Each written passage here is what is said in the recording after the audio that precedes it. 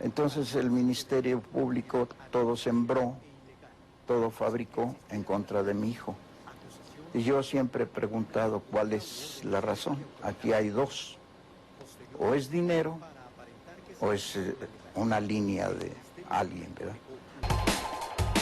Alfonso Martín del Campo fue condenado en 1993 a 50 años de prisión por el asesinato de su hermana y su cuñado. El 26 de octubre de este año, la séptima sala penal del Tribunal Superior de Justicia del Distrito Federal declaró infundado el incidente de reconocimiento de inocencia que promovió.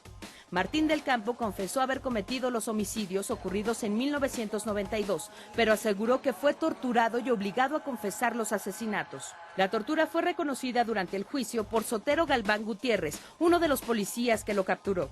Sin embargo, los magistrados del Tribunal Superior de Justicia determinaron que Martín del Campo no acreditó haber sido torturado.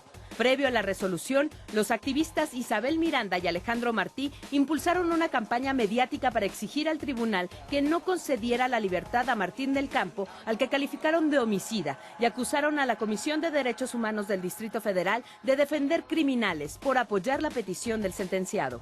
La Comisión Mexicana de Promoción y Defensa de los Derechos Humanos, organización que lleva el caso, aseguró que la decisión de la sala se aparta del principio de legalidad y anunció que promoverá un amparo en contra del fallo que podría llegar a la Suprema Corte de Justicia de la Nación. Alfonso Martín del Campo sigue preso en un reclusorio del Distrito Federal.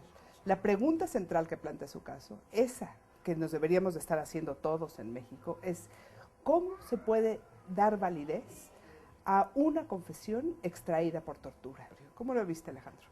Bueno, yo creo que la respuesta a la pregunta que estás planteando es que hay una complicidad brutal en el propio Poder Judicial, al menos del Distrito Federal en este caso. O sea, ¿cómo es que un hombre que fue torturado y que la única prueba que se ofrece para su convicción es la confesión obtenida bajo tortura sigue preso? Solo con la complicidad de los jueces. Y lo que vimos en este caso es al Tribunal Superior de Justicia ratificando la complicidad con sus inferiores de permitir que estas prácticas, como torturar y como basar todo en confesiones extraídas bajo tortura, siga siendo suficiente para mantener a alguien en la cárcel.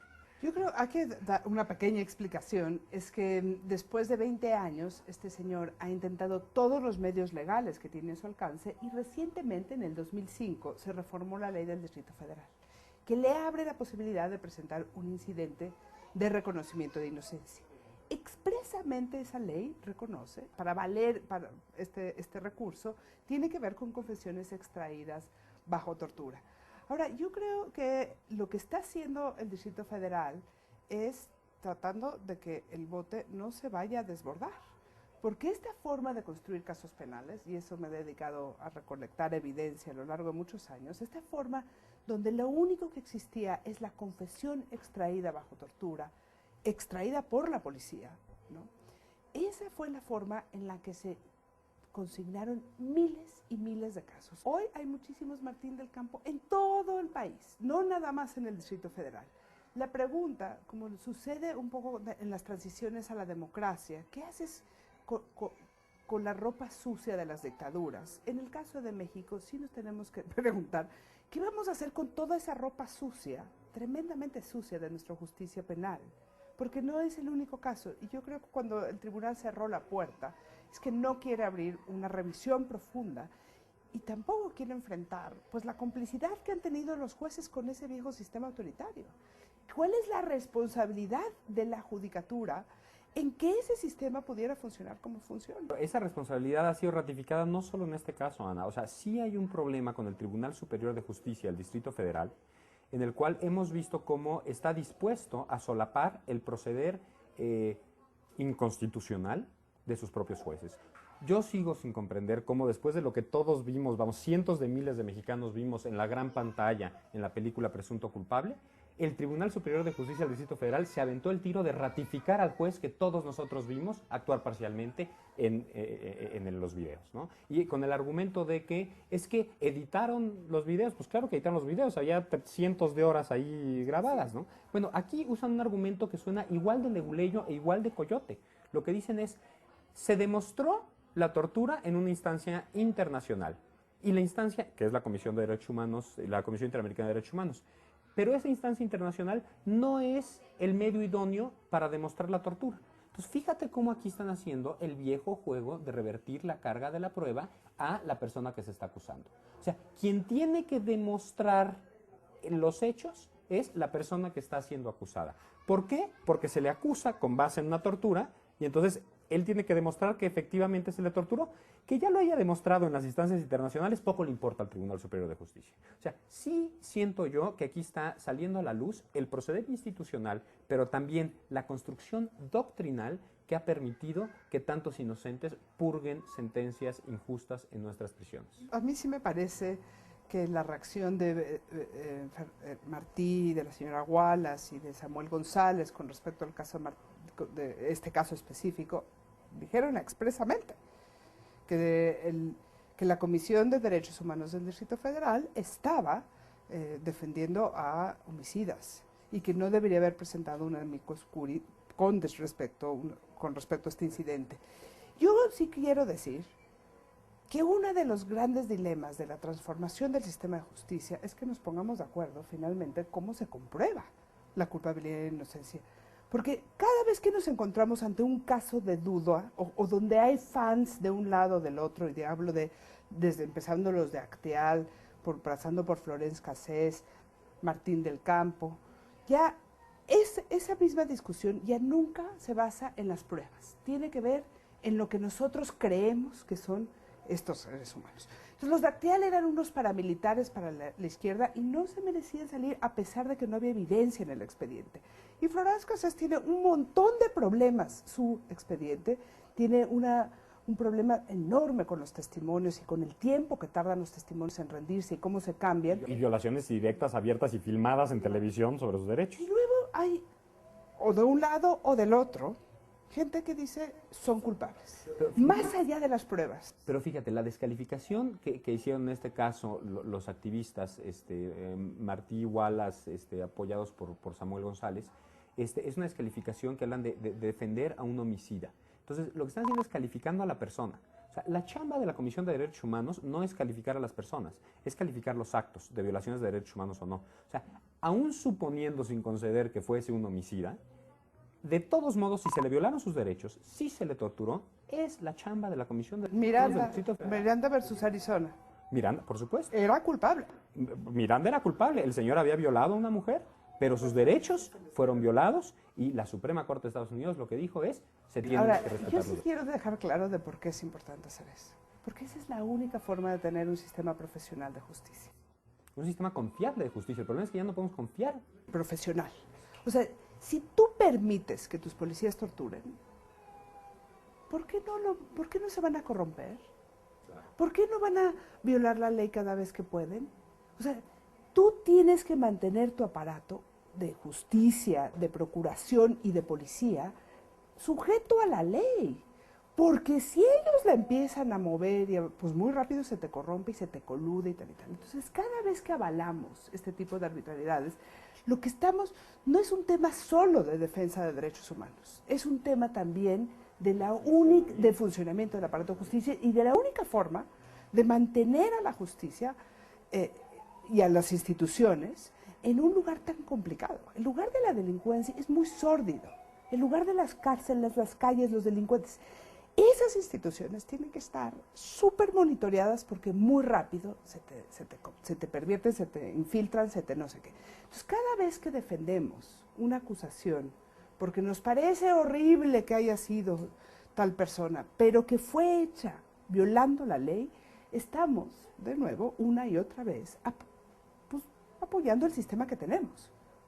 Que este sistema que tenemos le da muchísimo poder a unas cuantas gentes, porque es un sistema extraordinariamente manipulable. El que tiene más influencias, más conectes, lo va a mover a sus intereses. O sea, no es un sistema donde todos estamos perdiendo. Y es un sistema que no es nada parejo, ¿no? Nada parejo. Desde el que tiene recursos sale arriba. Y aquí, a ver, hay una pieza que es fundamental en lo mal que funciona este sistema. O sea, y este caso lo ilustra muy bien, el caso Martín del Campo lo ilustra muy bien. El juez y ahora el Tribunal Superior de Justicia del Distrito Federal, bueno, en su momento y ahora nuevamente, tuvieron a la vista dos narraciones de la misma persona. Una obtenida bajo tortura, cercano al Ministerio Público, y otra que es la que él empieza a hacer en el momento en el que se presenta ante un juez. O sea, cuando lo torturan y frente al MP, confiesa y dice yo soy culpable. En el momento en el que se presenta ante un juez, le dice, yo no soy culpable, las cosas sucedieron de otra forma, a mí me secuestraron, alguien más mató a mi hermana y a mi cuñado, los policías me torturaron y extrajeron la confesión, desde el primer momento ante el juez. Entonces, aquí hay dos dichos de la misma persona. ¿Qué hace el juez? ¿Y qué hace? Aquí sí, con criterios muy antiguos de nuestra justicia, que antes estaban vigentes. El principio de proximidad, así le llamamos, le hemos puesto a los abogados. O sea, el principio de proximidad te dice que de inmediatez, el principio de inmediatez es la confesión o la declaración más próxima es la más valiosa. Ahora, en el resto del mundo, cuando dicen más próxima, se refieren a más próxima al juez, para que el juez sea capaz de verificar que la persona no está siendo torturada. Ese es el sentido del principio de inmediatez. Aquí en México durante años se interpretó exactamente al revés. El principio de inmediatez era lo más inmediato a los hechos, o sea, lo más cercano al Ministerio Público y lo más lejano al juez.